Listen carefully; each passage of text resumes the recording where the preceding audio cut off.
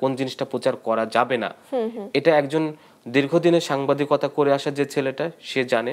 কিন্তু একজন নতুন কন্টেন্ট ক্রিয়েটার যে হলো শুধুমাত্র ভিউকে বিজনেস করতে চায়, সে কিন্তু আপনার সেনসিটিভ জায়গাগুলো সে মানে প্রচার করছে।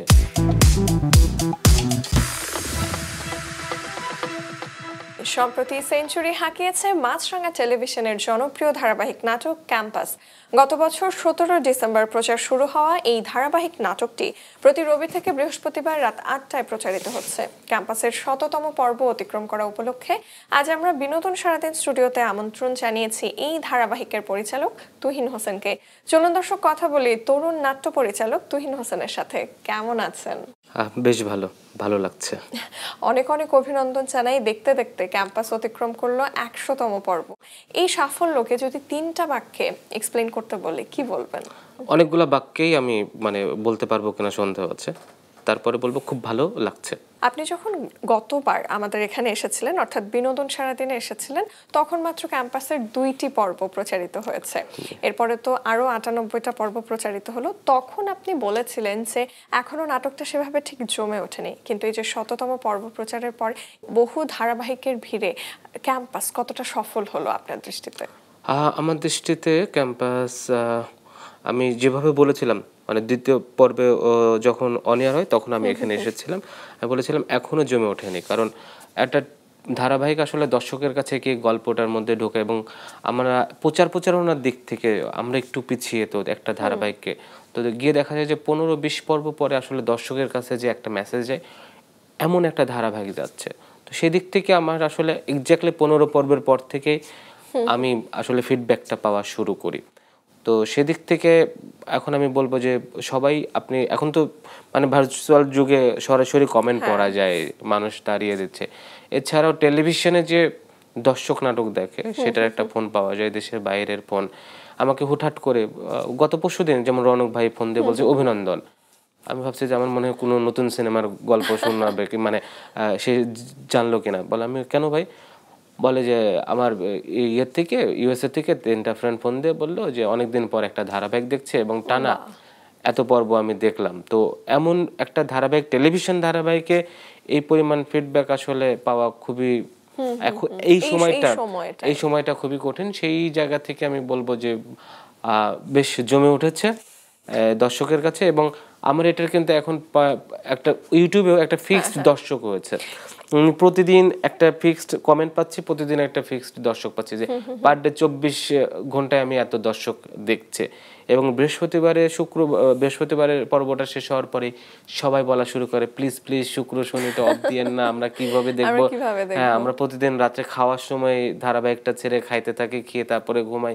একটু জানতেই চাই যে এই যে এতগুলো পর্ব প্রচারিত হলো, এর মধ্যে আপনার কি মনে হচ্ছে দর্শকরা নাটকের কোন গল্পগুলো, স্পেশালি কোন অংশগুলো বেশি উপভোগ করছেন? আমার এই গল্পটা মানে আমি কিছু মানুষের কাছ থেকেও শুনেছি যে তুমি খুব ব্যালেন্স করছো। এখানে চাষি আলমের একটা ক্যারেক্টার, যে সিরাজ ভাইয়ের ক্যারেক্টারটা একটা আমি ভারী গল্প উপস্থাপন করছি, বন্ধুত্বের গল্প একটা দিচ্ছে, আবার এই জায়গা থেকে প্রেমের গল্প দিচ্ছে। প্রেমের গল্পের মধ্যেও ম্যাডাম আর স্টুডেন্টের যে প্রেমের গল্পটা, সেটা আবার বিনোদন মানে এন্টারটেইনড যেটাকে একেবারে বলা হয় হিউমারাস ওয়েতে। তো সবকিছু মিলে দর্শক একটু হাসতে চায়, সারাদিন ক্লান্ত হয়ে সবকিছু শেষে একটু মজা পেতে চায়। আমার এই মানে কি বলবো যে ক্যাম্পাসে ভ্যারাইটিস দর্শক আছে। সিরাজের ক্যারেক্টারটা বোঝা খুবই কঠিন, সেখানে সিরাজের নামেও আসছে। আবার কিছু দর্শক ওখানে দেখি যে কমেন্ট করে সিরাজের চরিত্র না বুঝা আমার এই মন, মানে সে তো খুব হাইথ্রটিক্যাল কথাগুলো বলে। তো সিরাজের ক্যারেক্টারটাও পছন্দ করছে। আবার সোহান, সুস্মিতা ম্যাডাম, এবং ওইখানে তো হচ্ছে চরিত্রগুলোর নামে মানে অভিনেতা অভিনেত্রীদেরকে সম্বোধন করাও চলছে। এটাই হলো আমার সাফল্যতা, মানে আমার এই ক্যাম্পাসের মানে সফলতা, যে আমি যখন বন্ধুত্বের জায়গাগুলোতে মানে একেবারে তরুণ না, তবে তরুণ মানে অভিনেতা অভিনেত্রীদের নিয়ে কাজ করি, তখন আমি একটা চ্যালেঞ্জ নিয়েছিলাম। এবং আমি যখন কাস্টিং নিয়ে কথা হয় তখন আমি বলেছিলাম যে এটা 50 থেকে 60 পর্ব যাওয়ার পরে এই ক্যারেক্টারের নাম ধরে দর্শক চিনবে। এখন আমরা রাস্তায় বের হলে, রাজশাহীতে গেলে, ইউনিভার্সিটিতে গেলে বলে ওই যে শ্রাবণ যাচ্ছে ক্রিকেট খেলে, ওই যে রাতুল যাচ্ছে, রাতুল হইতে সাবধান। তো এটা হলো সফলতা। এবং তারাও তো বলে ও কথা বলে, ভাই আমি অমুক জায়গায় দাওয়াত খেতে গেছি বা অমুক জায়গায় অমুকটা কিনতে গেছি, আমার নাম ধরে ডাকছে, আমার লাইন ধরে দাঁড়াতে হয় না। আমি ব্যাংকে গেছি, একজন এসে বলে, ভাই আমি আপনার নাটক দেখি, রূপকের ক্যারেক্টারটা। তো বলছে, ভাই আমি তো একটা ব্যাংকে গেছি, আমাকে একজন এসে বলে আমি নাটকটা দেখছি, আমি নিয়মিত কাজ দেখছি, আপনার লাইন দাঁড়াতে হবে না, আপনি আসেন এখানে বসেন, আমি আপনাকে ব্যবস্থা করে দিচ্ছি। প্রসঙ্গটা ধরে একটু আসতে চাই, কারণ আমাদের এই গল্পের অর্থাৎ এই ক্যাম্পাস ধারাবাহিকের মূল প্রোটাগনিস্টই হচ্ছে রাজশাহী বিশ্ববিদ্যালয়। তো রাজশাহী বিশ্ববিদ্যালয় এবং সারাউন্ডিং এরিয়াতে শুটিং করাটা কতটা চ্যালেঞ্জিং ছিল যদি ছোট্ট করে বলেন? শুরুর আগে একটা আতঙ্ক কাজ করেছিল, তবে আমি যখন ওইখানে রাজশাহী ইউনিভার্সিটি প্রশাসনের সঙ্গে কথা বলি যে আমি এখানে একটা মানে মাছরাঙা টেলিভিশনে একটা ধারাবাহিক করতে চাই, তারা খুব উচ্ছ্বাসিত যে আমাদের ইউনিভার্সিটিতে আসলে কখনো কাজ হয় নাই, করেন। মানে সকল প্রশাসনের মানে প্রশাসনিক ভবন থেকে শুরু করে সকল টিচার স্টুডেন্ট যারা আছেন, যখনই ওনারা জেনেছেন যে আমরা একটা ধারাবাহিক করছি, সবাই মিলে সহযোগিতা করছে। আমি খুবই অবাক হয়েছি যে অন্য জায়গায় শুটিং করতে গেলে যে বাধাগুলো থাকে আমি রাজশাহীতে একদমই পাইনি। আপনি সবসময় আরো একটা কথা বলেন যে আপনি গঠনমূলক সমালোচনা নেন এবং সেটার ভিত্তিতে আপনি যে কোনো কাজ আরো রিফারবিশ করেন। সেই প্রসঙ্গে একটু জানতে চাই যে ক্যাম্পাস ধারাবাহিক নিয়ে যেসব গঠনমূলক সমালোচনা হয়েছে, নেতিবাচক আলাপ হয়েছে, আপনি বলেছেন সেটা শুধরে নিয়েছেন, এটা যদি একটু বিস্তারিত বলেন। আসলে গঠনমূলক সমালোচনা একটা মানুষকে রিচ করে। আমি চাই যে আমি মানুষ, আমার তো ভুল হবে, ভুল থাকবে, কেউ আমার ভুলগুলো ধরিয়ে দিক, এটাই আমি চাই। আমার এই ধারাবাহিকটাতে আসলে শুরুতে গল্পটা যখন কাটতে চাই তখন তো কিছু ক্যারেক্টারের সমস্যা ছিল, যেটা আমি শুটিং করার পরে প্যানেলে বুঝি। তো সেই জায়গা থেকে দেখা গেছে যে আপনি ক্যারেক্টারগুলো আমি আমার সিনিয়রদের সাথে কথা বলেছি যে আমার 10 পর্ব বা 5 পর্ব অ্যাটলিস্ট দেখেন কোন দিকে যাওয়া যায়। এবং আমার কিছু সিনিয়র আছে যারা মিডিয়ার বাইরে শুধু এজ এ দর্শকের চোখ দিয়ে দেখে, তারা আমাকে কিন্তু গাইড করে একেবারে দর্শকের চোখ দিয়ে। তো বলছে এই ক্যারেক্টারটা এইভাবে যাচ্ছে, এই ক্যারেক্টারটা ভালো হচ্ছে, শ্রাবণের ক্যারেক্টারটা সুন্দর হচ্ছে, সবুজের ক্যারেক্টারটা ভালো হচ্ছে না, তুমি ওইটাকে আর একটু এন্টারটেইন করো। আমি সেভাবে গল্পটা এগিয়েছি এবং প্রতিবার আমাদের লাইন আপ মিনিমাম 4-5 বার চেঞ্জ হয় যে এটা এইভাবে না এটা এইভাবে। দীর্ঘ ধারাবাহিকে একটা ব্যাপার খুবই কমন যে মানে এবং যেখানে একঝাঁক কলাকুশলী কাজ করছেন সেখানে কিন্তু স্কেডিউল মেলানোটা খুবই টাফ। একটা সত্যি করে কথা বললেন যে যেহেতু মাসে 10 থেকে 12 দিন এক একটা লটে শুটিং হচ্ছে এবং একঝাঁক শিল্পীরা রয়েছেন, কে কতটা আসলে সহযোগী ভূমিকা রেখেছেন এবং কখনো কি শিডিউল জনিত কোনো সমস্যা হয়েছে? যদি বলি যে সমস্যা হয় নাই তাহলে ভুল বলা হবে, তবে এই যে বিশাল একটা সমস্যা হওয়ার কথা বিশেষ করে ঢাকার বাইরে, ঢাকাতে হলে কিন্তু আমি একদিন করে উনি অন্য জায়গায় 2 দিন করে আবার তৃতীয় দিন আমার এখানে এসে করতে পারে। কিন্তু আমি আমাদের এটার সবসময় বলে আসছি, বিভিন্ন পত্রিকাতেও আমি বলেছি যে 100 পর্বে আসার পিছনে অন্যতম মানে সহযোগিতা বা সবথেকে বেশি সহযোগিতা করেছে আমার আর্টিস্টরা। কারণ আমার ধারাবাহিকটা শুরু হওয়ার পর থেকে প্রতি মাসে আমি বলেছি প্রতি মাসে শুটিং করতে হবে, কারণ সপ্তাহে 5 দিন অন এয়ার যাচ্ছে। ওরা অন্য জায়গায় শিডিউল দেওয়ার আগে আমাকে ফোন করে বা আমার এডিকে ফোন করে যে তোমরা আগামী মাসে কয় তারিখে যাবা, সেই তারিখটা আমাকে বলো, টেন্টেটিভ তারিখটা কত থেকে কত, তার বাইরে আমরা ডেট দেব। এবার একটু মজার প্রসঙ্গে আসতে চাই, সেখানে সুস্মিতা ম্যাডাম চরিত্রটা কিন্তু খুব জনপ্রিয়তা পেয়েছে এবং আমরা এটাও জেনেছি পাশাপাশি যে গুণী অভিনেত্রী সুষমা সরকার সুস্মিতা ম্যাডাম ক্যারেক্টারটা প্লে করার পরে উনি প্রচুর প্রেমের প্রস্তাব পাচ্ছেন, রীতিমতো বন্যায় ভেসে যাচ্ছেন প্রেমের প্রস্তাবের, এটা কি সত্যি? সুষমা দি 10-12 পর্ব যাওয়ার পর থেকে 7 পর্বের ওনার একটা ক্লিপস প্রথম মিলিয়ন ক্রস করে এবং আমি তাকে সেই আমাকে ফোন দিচ্ছে, তুহিন আমার ইনবক্স ভরে যাচ্ছে, সবাই যে কি হচ্ছে, কি হবে, কার সঙ্গে প্রেম হবে। আমার আসলে মানে সব কিছুর খারাপ ভালো দিকও আছে, আবার অনেকেই যে মানে সোহানের সঙ্গে সে প্রেম করে আবার জুলমতের সঙ্গে সে প্রেম করছে, এই ক্যারেক্টারটা খুব মিস্টেরিয়াস ক্যারেক্টার। আমরা 120-25 পর্বের দিকে দর্শকের জন্য একটা টুইস্ট আছে আচ্ছা, তাহলে একটু জেনেই নেই যে শততম পর্বে মানে এখন গল্পটা যে জায়গায় দাঁড়িয়ে রয়েছে ক্যাম্পাস ধারাবাহিকের, এটাকে আসলে কত দূর এগিয়ে নিতে চান? আরো যদি স্পেসিফিক জানতে চাই, কত পর্ব পর্যন্ত প্রচারিত হবে ধারাবাহিক? এটা তো আমরা শুরুতে যখন করতে চেয়েছিলাম তখন 104 ছিল। আমি আরো 52 এখান থেকে আমি জানতে পেরেছি আরো 52 করতে হবে, অর্থাৎ 156 এখানেই শেষ হবে কিনা মানে এটাও 100% কনফার্ম না। টোটাল ইউনিটটা আবেগে জড়িয়ে গেছে। যে আমি যখন বলছি যে হয়তো আমি 156তে শেষ করে দেব, সবার খুব মন খারাপ হয়ে যাচ্ছে। ধারাবাহিকে তো সাধারণত হয় না যে 10টার পরে সবাই চলে যাওয়ার একটা তাড়না থাকে, এখানে সেটা নেই। আর 12টা একটা আচ্ছা কালকে একটু দেরিতে শুট করি, আজকে মজার সিনগুলো মজার আছে, আমরা 2টা 3টা পর্যন্ত করি না। আমি ক্লান্ত হয়ে যাই, তারা ক্লান্ত হয় না, আমার আর্টিস্ট ক্লান্ত হয় না। ক্লান্ত হবেন না কেন? কারণ আপনি কিন্তু ধারাবাহিকের পাশাপাশি বিশেষ দিবসের জন্য একক নাটকও নির্মাণ করে চলেছেন, সেটা একাধারে জনপ্রিয়তাও পেয়েছে। এই প্রসঙ্গে একটু জানতে চাই, এই বছর এবং গত বছর তো বিশেষ বিশেষ দিবসগুলোতে আপনার নির্মিত নাটক এসেছে। আমি তো আসলে বিশেষ দিবসেই কাজ করি, বিশেষ করে সিঙ্গেল নাটকগুলো, এবং আমার শুরুটাও হয়েছিল মাছরাঙা টেলিভিশন থেকে 21শে ফেব্রুয়ারি শহীদ মিনার নাটকটি দিয়ে। তো আমি সবসময় চেষ্টা করি একটা গল্প বলার, এবং সামাজিক একটা ইস্যু ওইটার মধ্যে থাকবে, যে ইস্যুটা মানুষের চোখে এই গল্পের মধ্যে দিয়ে যাবে। চেষ্টা করে আসছি। সামনে ঈদেরও কিছু কাজ আছে, গত ঈদেও যে কাজগুলো গেছে আলহামদুলিল্লাহ। ঈদ মানে দর্শকের যে মানে ভালোবাসা, এটাই তো আগামীর কাজ করার প্রেরণা।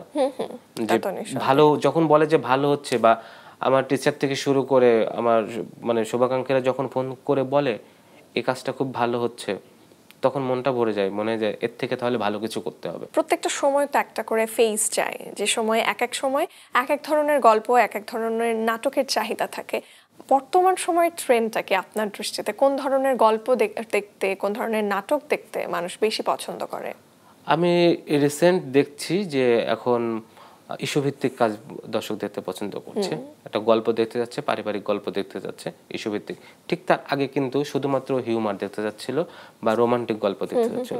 এখন আমি দেখছি যে আপনি রোমান্টিক গল্প যদি আপনি দেখাতে চান, সেটা ইস্যুভিত্তিক হলে দর্শকের কাছে সেটা আরো জনপ্রিয় হয়ে যাচ্ছে। অনেক পরিচালকরা অভিযোগ করেন যে এখন বেশ শিল্পী সংকট দেখা যাচ্ছে, আর নতুন কোনো নাটক নির্মাণ করতে গেলে দেখা যায় যে ছোট পর্দার এক সময়কার জনপ্রিয় মুখ যারা ছিলেন তারা বর্তমানে ওটিটির প্রতি ঝুঁকে গেছেন, ওটিটির বিভিন্ন কাজ নিয়ে ব্যস্ত, কেউ সিনেমাতে অভিনয় করছেন। এই প্রসঙ্গে আপনার এক্সপিরিয়েন্সটা একটু জানতে চাই। শিল্পী সংকট না সবসময় ছিল। আপনি দেখবেন যে কখনো লাইম লাইটে 2 জন বা 4 জনের বেশি ছিল না, সেদিক থেকে শিল্পী সংকট ছিল। কিন্তু শিল্পী কিন্তু অগাধ শিল্পী আছে, অনেক শিল্পী আছে। আমরা কয়জনকে ব্যবহার করতে পারছি বা কয়জনকে ব্যবহার করার সুযোগ পাচ্ছি? সুযোগ বলতে এটা তো একটা বাণিজ্যিক জায়গা। দিন শেষে এখানে প্রায় 60,000 মানুষ এই নাটকের পিছনে কাজ করে কিন্তু পরিবার চালাচ্ছে। তো বাণিজ্যিক জায়গা থেকে আসলে আমরা কতজনকে ব্যবহার করতে পারছি সেটা ব্যাপার। তবে আমাদের এখানে যথেষ্ট শিল্পী আছে, আর অনেক মাধ্যম হুট করে আমরা গত 2-3 বছরে দেখছি যে ইউটিউবের অনেকগুলো চ্যানেল আসছে, ওটিটির একটা মাধ্যম আসছে। তো একটা চেঞ্জ, আরো অনেক ছেলেপেলে আসছে নতুন কাজ করার জন্য। এই সংকটটা থেকে যাবে, কিন্তু আসলে এই সংকটটাকে আমি সংকট মনে করি না। এটা একটা চ্যালেঞ্জ যে আমাকে লাইমলাইটে আসতে হবে। এই লাইমলাইটের একটা সংকট আছে, এবং এইটাই হলো কম্পিটিশন।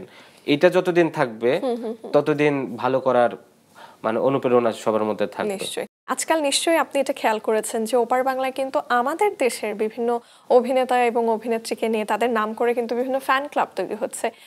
এটা আপনার কেমন লাগে, কি বলেন? এটা তো গর্বের বিষয়। আমি যে মাধ্যমটাতে কাজ করছি দেশের বাইরে আমাদের শিল্পীদেরকে নিয়ে তাদের ফ্যান বেজ হচ্ছে, আমাদের নাটক তাদের ইন্ডাস্ট্রির থেকে বেশি দর্শক দেখছে। এটা আসলে গর্বের বিষয় যে আমি এই ইন্ডাস্ট্রিতে কাজ করছি, আমি এই ছেলেপেলেদেরকে নিয়ে বা এই অভিনেতা অভিনেত্রীদের নিয়ে কাজ করছি।